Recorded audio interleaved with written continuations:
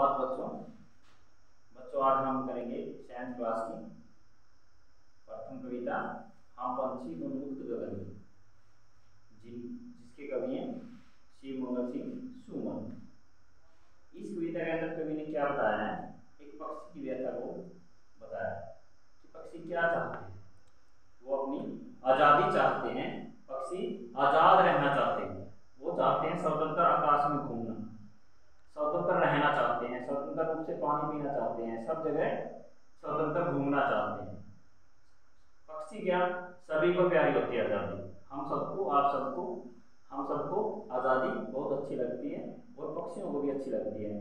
तो इस कविता के अंदर कवि ने एक पक्षी की व्यथा को बताया है जो पिंजरे में बंद है। वो क्या चाहता है, क्या कर सकता है, क्या नहीं कर पाता, तो उसके बारे में बताया है। तो हम इस कविता में यही पढ़ेंगे कि पक्षी क्या चाहता है।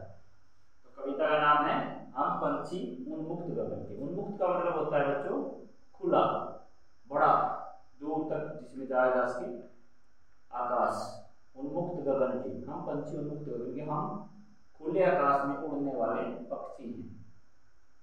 तो प्यारे बच्चों हम शुरू कर रहे हैं, ध्यान दीजिए। हम पंछी उन्मुक्त गगन के, हम पंछी उन्मुक्त गगन के पिंजरबद्ध में गा पाएंगे, कनक तीलियों से टकराकर पुलकित पंख टूट जाएंगे। तो इन पंक्तियों में कवि क्या कहना चाह रहा है, कवि बता रहा है कि पक्षी क्या चाहते हैं, हम पंछी उन्मुक्त गगन के। कवि कह रहा है कि हम पंछी उन्मुक्त गगन के हैं, हम खुले आकाश में उड़ने वाले हैं, आजाद पक्षी हैं, हम खुले आसमान में उड़ने वाले पक्षी हैं।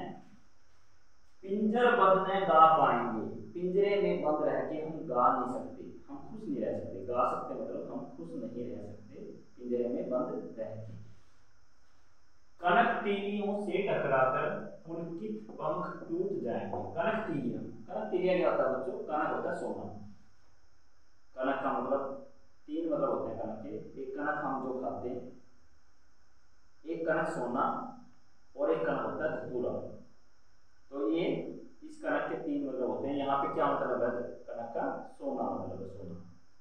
सोना तीलियां क्या होता है बच्चों, सलाखी, तारे, पिंजरे की जो तार होती है जो लगी होती है उसके अंदर, जिसका पिंजरा बना होता है। क्या कह रहे हैं पक्षी, देखो कनक तीलियों से टकराकर पुलकित पंख टूट जाएंगे। कनक तीलियों से टकराकर पुलकित पंख, पुलकित क्या होता है बच्चों, कोमल, कोमल पंख, पुलकित पंख टूट जाएंगे। तो क्या कह रहे हैं पक्षी कि हम जो सोने के पिंजरे में बंद हैं, इनकी जो सोने की तार है उससे टकराकर हमारे जो कोमल पंख हैं वो टूट जाएंगे।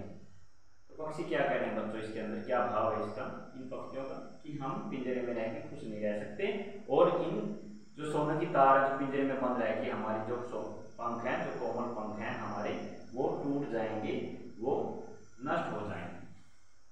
तो नेक्स्ट पैरे में क्या बच्चों देखो, हम बहता जल पीने वाले, हम बहता जल पीने वाले मर जाएंगे भूखे प्यासे। कहीं फली है कटुक निमोरी, कनक कटोरी की मैदा से। हम बहता जल पीने वाले मर जाएंगे भूखे प्यासे। कहीं भली है कटुक निमोरी, कहीं भली है कटुक निमोरी, कनक कटोरी की मैदा से।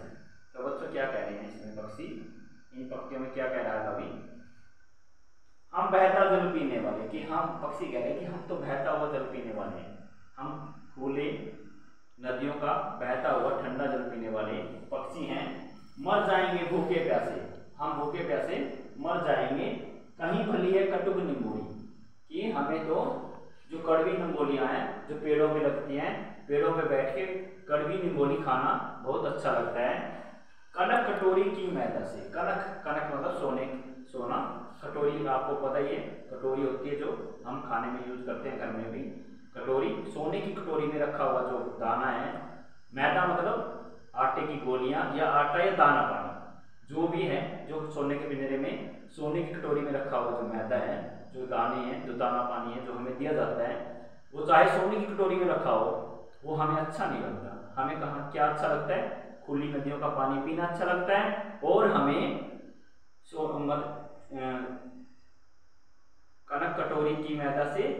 सोने की कटोरी में रखा हुआ मैदा अच्छा नहीं लगता, हमें निम्बोरी, कड़वी निम्बोरी, पेड़ पौधे लगने वाली कड़वी निम्बोरी ज़्यादा अच्छी लगती है। सोने की रखी कटोरी से ज़्यादा हमें कड़वी निम्बोरी खाना ज़्यादा अच्छा लगता है।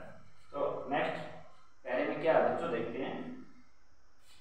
श्रवण श्रृंखला के बंधन में अपनी गति उड़ान सब भूले हम।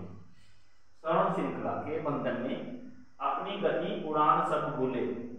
तो क्या कह रहा है देखो कवि इसमें, पक्षी क्या कह रहा है। श्रवण श्रृंखला, श्रवण श्रृंखला क्या होता है बच्चों, श्रवण होता है सोना, श्रवण भी सोना होता है, श्रृंखला होता है जंजीर। वो कहाँ पे बंद है, सोने की जंजीरों में बंद है, सोने के पिंजरे में बंद है। कहने का भाव ये है कि वो सोने के पिंजरे में बंद है, उनके अंदर गले में सोने की जंजीरें पड़ी हुई हैं। अपनी गति उड़ान सब भूले, वो सोने की पिंजरे में बंद रह के अपनी गति उड़ान सब भूल गए हैं। उनको ऐसा लगता है कि हम सब उड़ना भूल गए हैं, उनको ऐसा लगता है कि हमें उड़ना ही नहीं आता। वो सब गति, तेज गति से जब वो उड़ते थे खुले आसमान में, वो सब भूल गए हैं। बस सपनों में देख रहे हैं, बस सपनों में देख रहे हैं तरु की फुनगी पर के झूले। बस सपनों में, सिर्फ सपने देख रहे हैं उड़ने के। किस चीज के सपने देख रहे हैं बच्चों को, उड़ने के सपने देख रहे हैं, कि हम सिर्फ उड़ने के सपने देख रहे हैं। क्यों देख रहे हैं सपने, क्योंकि वो पिंजरे में बंद है, अब वो उड़ नहीं सकते। सिर्फ सपनों में सोच रहे हैं कि हम वहां पे जाएंगे, वहां उड़ेंगे, खुले आसमान में उड़ेंगे, यहाँ पे जाएंगे, उस पेड़ पे बैठेंगे, जगह जगह जाके बैठेंगे। वो सिर्फ सपने देख रहे हैं इस बात के। तरु की फुनगी पर के झूले, तरु की फुनगी, फुनगी क्या होता है बच्चों, कोमल कोमल जो पेड़ के, तरु क्या होता है पेड़, और फुनगी क्या होता है कोमल कोमल पत्तियां, जो ऊंची टहनियां होती हैं उनकी पत्तियां होती हैं उनके, वो सब जो उन पे बैठ के झूलते थे वो सब भूल गए। उनको ऐसे लगता है कि हम सब भूल गए, हमें पता ही नहीं है, कभी हम उड़ते भी थे, कभी जो पेड़ पौधे की कोमल पत्तियां उनको खाते थे, उन पे झूलते थे, वो सब भूल गए।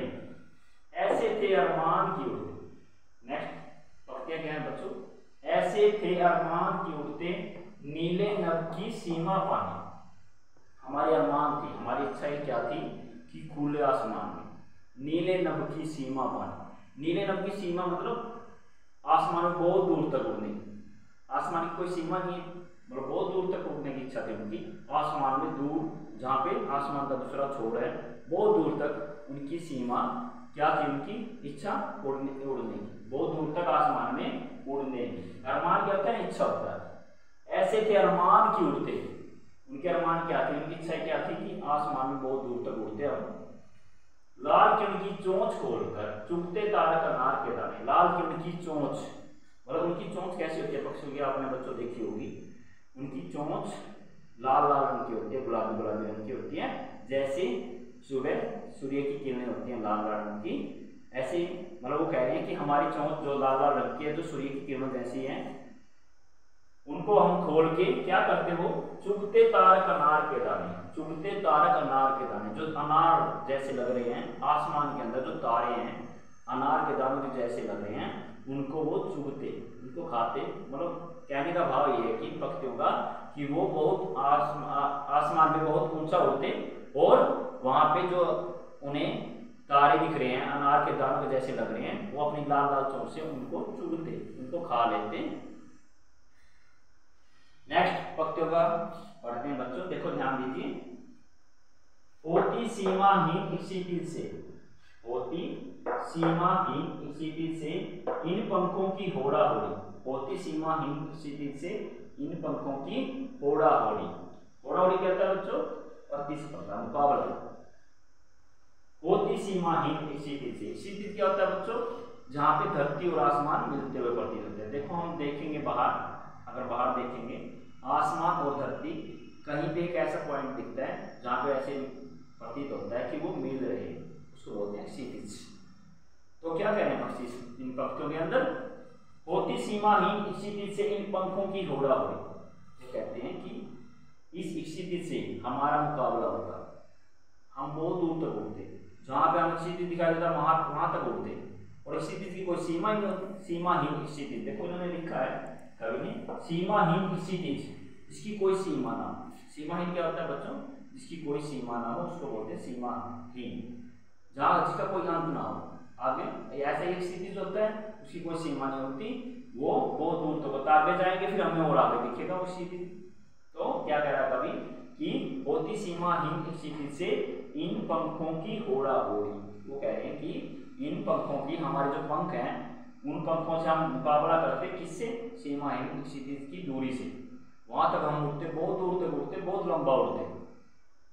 तो प्यारे बच्चों नेक्स्ट पंक्तियां क्या है, या तो क्षितिज मिलन बन जाता या तंती सांसों की डोरी। या तो क्षितिज मिलन बन जाता, या तो हम उस क्षितिज तक पहुंच जाते जो सीमाहीन है, वहां तक हम उड़ते, या तो वो हमें मिल जाता, या तंती सांसों की डोरी, या हमारे सांस निकल जाते।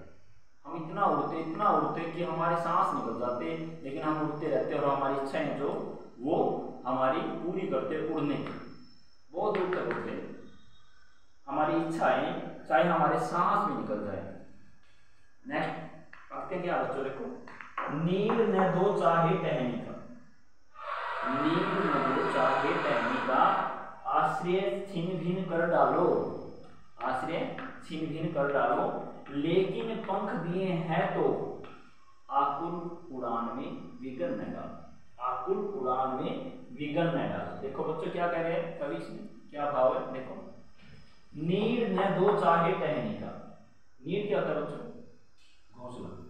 क्या होता है, नीड न दो चाहे टहनी का, या हमें टहनी पे घोंसला ना बनाने दो, हमें घर ना बनाने दो अपना टहनी के ऊपर। आश्रय छीन भिन कर डालो, जो हमारे घोंसले बने हुए हैं उनको भी छीन भिन कर डालो, उनको नष्ट कर डालो, उनको तोड़ दो, चाहे हमारे घर छीन लो हमसे, हमें घर ना बनाने दो कहीं पे भी, किसी भी जगह पे हम उड़ते रहेंगे।